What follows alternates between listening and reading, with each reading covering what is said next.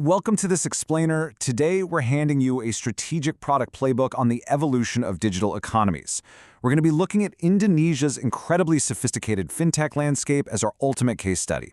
Why? Because it perfectly shows how the whole concept of digital financial inclusion has fundamentally shifted.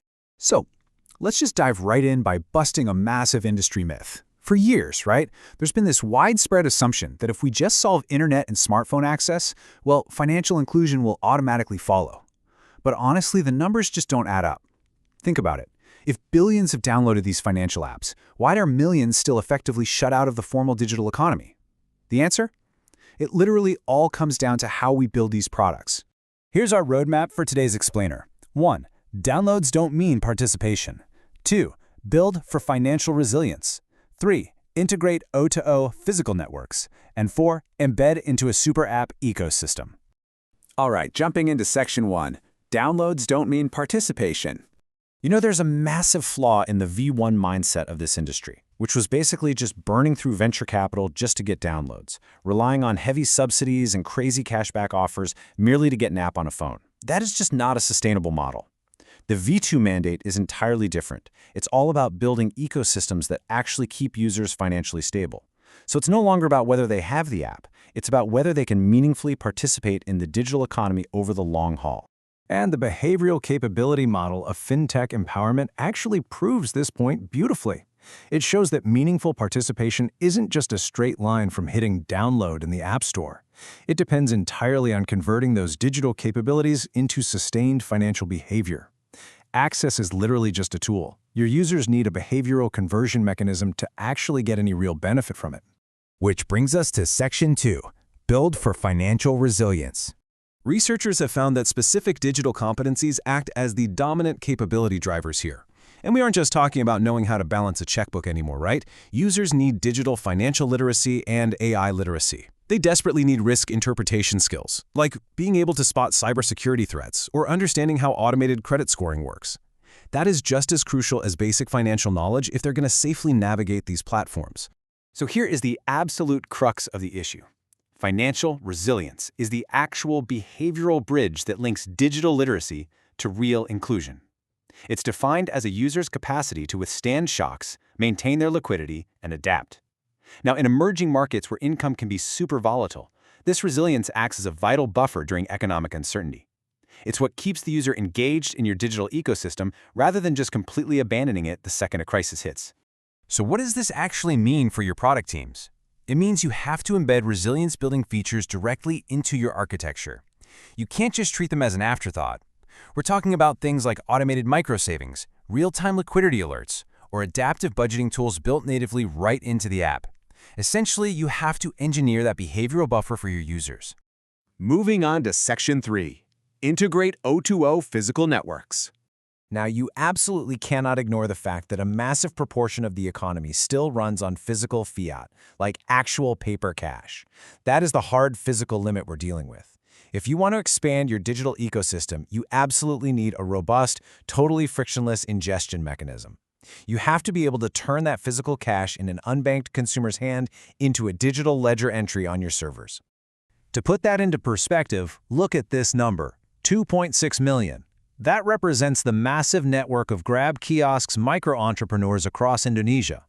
Grab basically weaponized traditional neighborhood kiosks, which are known locally as warungs, and transformed them from simple convenience stores into this massive, decentralized network of bank tellers. It's a game changer. This is exactly how you reach those deep rural and peri-urban markets. Let's walk through how this actually works. Imagine an unbanked customer. They hand physical cash to a local stall owner. The owner then uses their specialized Grab kiosk app to initiate a transfer using their own pre-funded digital balance. Boom! The platform instantaneously reconciles the ledger, credits the customer's digital wallet, and then instantly disperses a micro-commission back to the stall owner. It's this incredibly efficient offline to online, physical to digital bridge. But, as you might guess, human-led physical transactions introduce some seriously complex attack vectors. Fraud absolutely bleeds into the physical world. You've got GPS spoofing, which is known locally as Tuyul or ghost apps. Then there's account collusion or OPIC, where agents orchestrate fake transactions just to harvest bonuses. This is exactly why platforms have to deploy intense machine learning risk engines like Grab Defense that utilize things like geofencing, entity intelligence to spot those colluding accounts, and TCP fingerprinting to identify malicious devices. And they have to do all of this in milliseconds, right before the ledger updates. Okay, let's hit Section 4, Embed into a super app ecosystem. As the regulatory environment continues to tighten, the market has pretty much proven that standalone e-wallets are economically inviable. The era of subsidized growth is over, guys. Standalone wallets just suffer from incredibly high customer acquisition costs. But an embedded ecosystem, where you have a digital wallet and a digital bank integrated directly into a super app like Grab, that provides a zero-friction funnel. It essentially wipes out those customer acquisition costs and generates highly lucrative, low-cost deposits, like your standard checking and savings accounts. What's really fascinating here is how super apps use alternative digital footprints to instantly underwrite credit for the unbanked. They completely bypass legacy credit bureaus.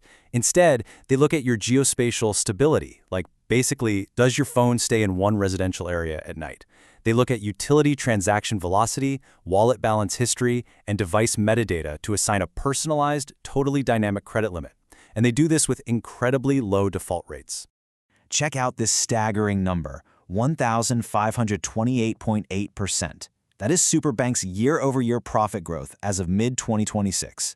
And the crazy part, this was achieved simply by integrating into the Grab ecosystem. By erasing their customer acquisition costs and embedding digital savings products directly into the interfaces that millions of Indonesians are already using every single day, their growth just went absolutely exponential. But to actually process these embedded lending features, think buy now, pay later, securely at external merchants, your product teams have to design some incredibly complex API architectures. Crucially, the data payload has to include itemized metadata. The algorithms literally need to know exactly what is being bought in real time. Why? Because they need to distinguish between a low-risk purchase, like groceries, and a high-risk cash-out fraud attempt, like someone buying highly liquid electronics. And this all leads to what I think is the ultimate collection mechanism, social collateral. I mean, how do you collect debt from the unbanked when they don't have traditional collateral? Simple. By embedding credit into a super app that's practically required for daily urban life, the ecosystem generates immense switching costs. Think about it. Defaulting on a minor balance means you instantly lose the ability to hail a ride to work or order food delivery. This social and utility collateral suppresses default rates way better than traditional collection agencies ever could. Let's wrap things up with Section 5, the resilient user reality. So the big takeaway here is that digital financial inclusion is really a co-created outcome. It relies heavily on combining your technological infrastructure with localized physical networks and, crucially, user capability formation. You have to utilize that closed-loop alternative data and build those bridges into the offline cash economy. I actually want to read this profound realization directly from the source material because it just perfectly summarizes everything we've been talking about today. It notes that while digital financial services operate within these AI-mediated ecosystems, meaningful participation depends on the user's ability to convert capabilities into sustained behavior. Basically, giving someone an app doesn't make them financially included.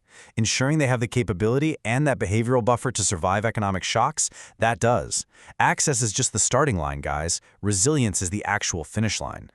So, I want to leave you with this final thought to really spark your product strategy moving forward.